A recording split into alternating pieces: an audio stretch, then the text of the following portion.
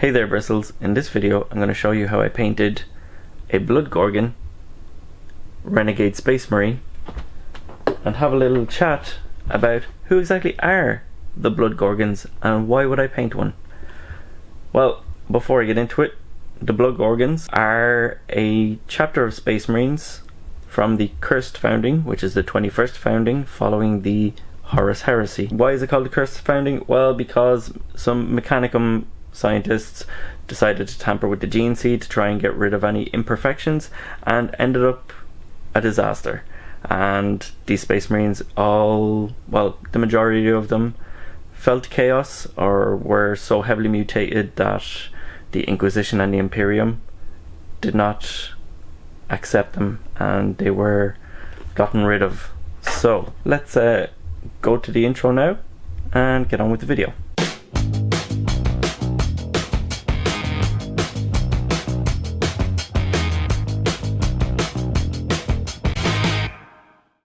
So this artwork on the cover of the 6th edition Codex Chaos Space Marines will be most of our first introduction into the Blood Gorgons, but we wouldn't know it because there's absolutely no mention of them inside this book. However, the self-titled Blood Gorgons novel shares the same artwork, so that's how I have drawn the conclusion that this is indeed a Blood Gorgon.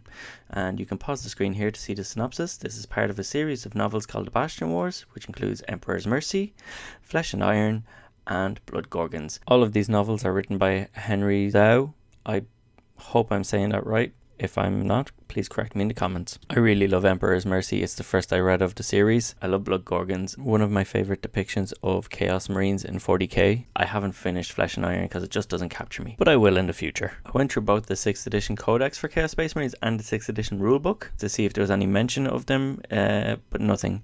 And if there was any mention of them relating to the Cursed Founding, which I also checked the timeline in the 6th edition rulebook, and as you can see with the weight of this book shaking my table, it's a massive tome, but still absolutely nothing about them. So nothing in there, nothing in Chaos Space Marines, nothing in Chaos Demons, and nothing in the Crusade of Fire campaign, which I assumed maybe because the artwork was similar, there might be something about Blood Gorgons in there. Since I've mentioned the artwork a number of times, I just want to point out that it's by Raymond Swanland, who is credited on the inside cover of both the codexes. Then I thought, maybe it's in one of the older Chaos Space Marine Codex. Surely there's some kind of tidbit or mention, but nope, absolutely nothing. There's even very little about the Cursed Founding in this book, if anything, from what I remember. I did read through it in researching this video, but I can't actually remember. The main coverage of the Cursed Founding that I could find is in some old White Dwarfs.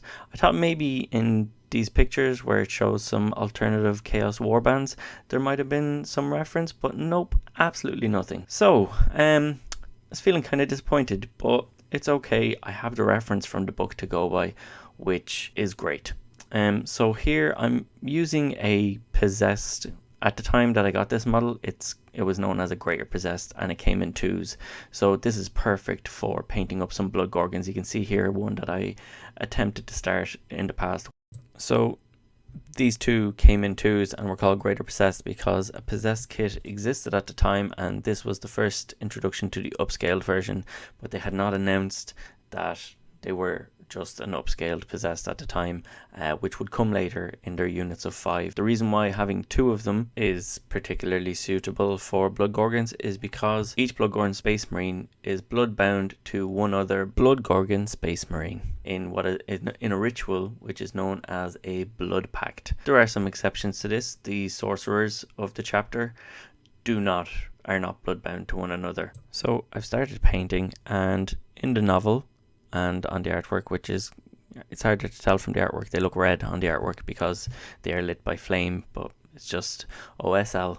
But the description in the novels, and if you check out their wiki as well, if you can't get your hands on the novel, they are described as having a dark or burnt umber armor with iron trim. So for the armor, I've gone with Rhinox hide, and then a mixture of Rhinox hide and Doombull brown for starters. And then I'm going to continue on with Doombull brown on its own to highlight up. So another thing about the organization of the Blood Gorgons is their tactical squads are in units of 6, so 3 pairs of blood brothers or bloodbound. That's the main kind of force organization kind of distinction that sets them apart. Another thing, being part of the Cursed Founding, one of the things that had them kind of ostracized from the Greater Imperium is because they are in particular prone to mutation regardless of warp corruption. For the next highlight, I'm going to take some Bugman's Glow and mix Doombull Brown into Bugman's Glow and highlight up with that. That's how it's looking on my wet palette, and here we go. So yeah, given the nature of the Blood Gorgons' corruption, not through chaos, just through being part of the Cursed Founding and prone to mutation, they were ostracized and shunned, and they were already disliked because of their kind of independent nature. They had a lot of free will. This is an aspect of them that really draws me to them. I think it's very punk and very cool. But yeah, another reason why Possessed are a perfect choice for these, because it means I don't actually have to convert. I do have some push fit Chaos Space Marines that I got with these. I will maybe convert them in the future a little bit to have a few more mutations so that they fit well with the Blood Gorgons, or I might just not do that. Maybe they could be, if I do paint them as Blood Gorgons, maybe they can be newly inducted Chaos Space Marines, so they have yet to show signs of mutation from their newer gene seeds. For a final highlight on this part of the model, the armor panels, I'm just using pure Bugman's Glow and just tiny specular highlights, little dots. That's it. And here's how the wee man is looking. I'm gonna have to finish up the other guy and maybe do a video covering how I paint his flesh, because I'm gonna do it a little different from this guy. I've come back around to Lead Belcher from Citadel, as long as, I don't know, I had a bad pot before and it put me off it, but this one, solid, good shake, it covers well, nice, happy with it. So I'm using that for the trim. And now I'm just going to block out a few other colours. So I'm going to take Rakarth Flesh and use that for the skin. I'm going to have him this kind of sickly pale colour. They are very much a void-faring renegade warband, living on or spending most of their time on their biomechanical space hulk known as the Cauldron-born, which is an awesome name. So yeah, they don't get much sunlight, so this guy's, I'm painting him pale. The next feature I'm choosing to block in are the eyeballs that are all over his armor plates and his eye lenses in particular. I'm going to use Celestial Grey for now. I'm unsure how exactly I'm going to end up painting these at this point, so for now I'm just using a nice while covering light colour. Without spoiling anything in particular regarding the novel Blood Gorgons, another fun fact about the Cauldron-born ship Space Hulk is that it is ritually demonically bound to the chapter master of the Blood Gorgons, Gamadin, so we'll only listen to him. It's really cool. I can't recommend the book enough. It's also got some Dark Eldar in this novel and some Death Guard, so if those factions interest you, there's another draw for it. So when it comes to going further with the flesh on this guy, I've taken Carberg Crimson, Druchii Violet and Reichland Flesh Shade, and I'm picking points of the model first with Druchii Violet that are kind of close to where mutations might be, or where this flesh might be like swollen or whatever. The Carberg Crimson I'm putting at like places where there's wounds or skin might be irritated where it connects to like metals and stuff. And then for the larger open areas of the flesh, I'm using just Reichland Flesh Shade. I also use it on the Reichland Flesh Shade on the I don't know what to call them, the orbs that are usually the vents for the power packs. Just to kind of connect them in a way to the armor, but have it show that they are now fleshy, but that they once were that kind of umber color. I'm over explaining this a bit too much. And for the tentacles, I'm only using the Druchii Violet and the Carberg Crimson. Another aspect of the Blood Gorgons, and specifically the Cauldron-born, is the human crew of the ship. So you have the usual human kind of workforce that is common amongst Chaos Warbands. So, you know, they're slaves, the human slaves that do everything for them, like their armor and stuff. But you also have their kind of martial humans. They're like more elite humans, I guess, who have a little higher standing amongst the chapter. And they are called the Black Turbans, and they're described as having this cool kind of battle armor, like portioned armor with black robes, kind of under robes, and black turbans, obviously. And it just sounds like a really cool hobby project to make some of those to go alongside these as cultists. I have some of the old Dark Vengeance cultists, but I think they're more suited to be like the regular crew of the ship, like if the Cauldronborn has been boarded and needs to defend itself. So these guys will be running around. But then there's also the more elite ones who in game will not have any difference. They'll just be any other cultist, but they'll be better armed. Maybe the regular crew will be the rough hand weapon kind of tools you see, the close combat with the little pistols in those old cultist units. And then for the actual ranged martial cultists, convert some other ones. Anyway, just there I highlighted the metals with mithril silver, and that's pretty much it for the metal. I don't feel like doing any more. And now I'm going to take Rakarth flesh and highlight up you guessed it, the flesh. Just going to do that specifically on the parts of the flesh that are, you know, the parts where I just used Reichlin Flesh Shade. I do like a bit more of a coverage there, but then I do use it to highlight some of the other areas, like the hand, which with the mouth in it, which also has like the kind of sore kind of purple and red, but I leave most of that untouched. But further out on the edges of it and closer to the fingers and onto the fingers themselves, I highlight those, just a little highlight. And then the same with his like crab claw kind of thing. I don't actually highlight that much at all with the Rakarth flesh. And don't forget his lovely little paws that he calls feet, I guess. Very animalistic dogs. And now I'm going to use Zandri Dust to pick out all the teeth that are all over the armor and some of the horns. But I'm going to do those big horns on the shoulder pads and the horns on the helmet a little bit different. They're going to be the same colors, just I'm going to paint them in reverse, where the darker part will be at the tip of the horns, as opposed to the smaller fangs and teeth and horns around them, where the brighter parts are at the tips. I don't know why, just felt like a nice differentiation, and just to break it up a little bit, and to show that these aren't teeth, they're horns.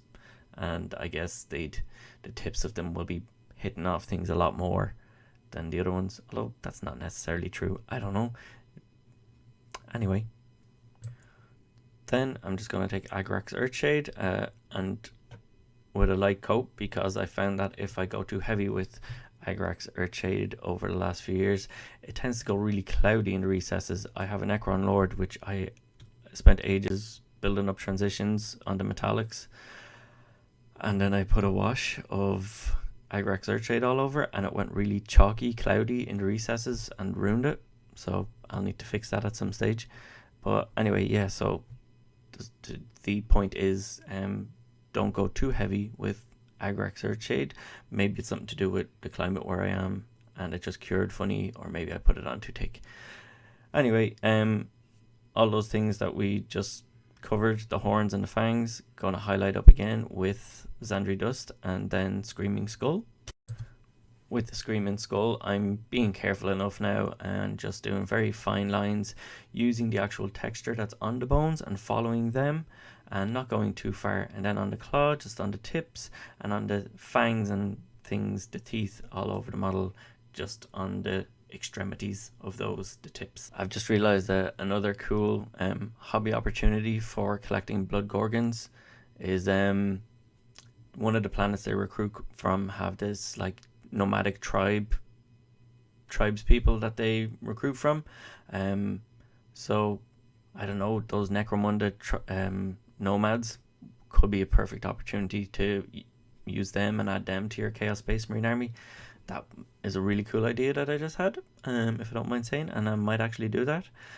So I felt like there was a bit too much starkness with the fangs, teeth, and bones, horns, so I just gave them a very light cover of Agrax Earthshade.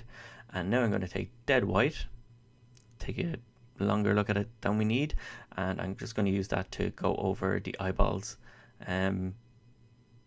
They're so small that it's practically covering the Celestial Grey, but if you leave a little bit of the Celestial Grey around the edges, that's nice too. It'll add a little bit to this effect now. There we go, nice bright peepers. And I'm going to take Cassandora Yellow. I don't know if this is still even available. I haven't kept up to date, but I'm just going to use that and cover all the eyeballs and the eye lenses, which I've painted in the same colors as the eyeballs. And this is this really like vibrant. I'm using this because I feel like it emulates and kind of encapsulates that glow and that warmth that's on the book covers, that gives the armor that reddish appearance when you look at the book covers. And when that's dry, I'm just going to paint little circles of pale sand from Vallejo into the center of those, just to make sure that it looks like they're burning. And now I'm going to take Rakarth Flesh and Dead White, and I'm going to add some further highlights to the flesh because I felt like it was looking a bit too flat. So there you go, that's how it looks like mixed up on my dry palette. I'm using the dry palette for this because I do want to maintain the thickness and the opacity of the paint out of the pot or the dropper bottle. If I put it on my wet palette, it would be thinned down a bit too much, which, you know, I would be spending more time building up layers, which sometimes that's what I want. But in this particular instance, I'm not aiming for perfection. I just want to get this done. And I've been working on this guy for about 3 weeks now in my spare time. Time has been limited lately, so it's taken a little longer. That's why it's about a month since my last video. So yeah, just highlight up with that, and then a few dots of pure Dead White. And for the claws, I decide to use Nagaroth Knight as a highlight over black. And to highlight them up, I just take some of that previous mixture that I made with the Rakarth Flesh and the Dead White, and I add that into the purple because I'm just taking what's already on my palette so as not to waste it. And highlighting up with that, and then for a successive layer, a final highlight, I'm going to add a little bit more of that in to make it really, really bright, and just a few dot highlights on there. And that's the claws done. I don't know if I mentioned that was for the claws or not, but it was for the claws, including the ones on the toes. And then I'm just going to use a black paint. I'm just using this Chaos Black from Nostalgia. It doesn't really matter because it's a very tiny area, and I'm just going to draw lines to be the kind of like snake-like pupils or demonic pupils on the eyeballs covering his armor. But I'm not going to do it on the eye lenses because I want to keep them as eye lenses, not eyeballs. So yeah, here we are. Yes, adding the final Dead White tiny dot highlight to the flesh. And then I decided to experiment a little bit here. I wanted to add a little bit more interest to the trim, so I decided to mix up some foul green. I just have an obsession with adding teals and jades to my models, and I try and find a way to fit it in when I can. But I actually didn't like this adding some verdigris to some of the rivets, so I stopped straight away. I do, however, use it to go over some of the bulging veins that are on the arms, which you'll see in the end shots. And now I decide to paint the tabard. I just clean it up with black, then I add some Rakarth Flesh to the black to highlight that up.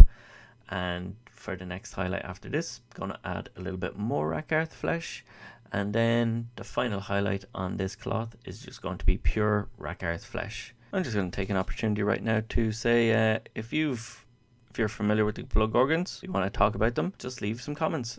Is there another kind of obscure Chaos Space Marine warband or faction in general, or something specific to a faction you collect that you think deserves a bit more awareness? Leave that in the comments, and maybe like the video and subscribe. Now, I did a bit of digging because I was wondering, these books are fantastic, the Blood Gorgons are fantastic, they're really interesting.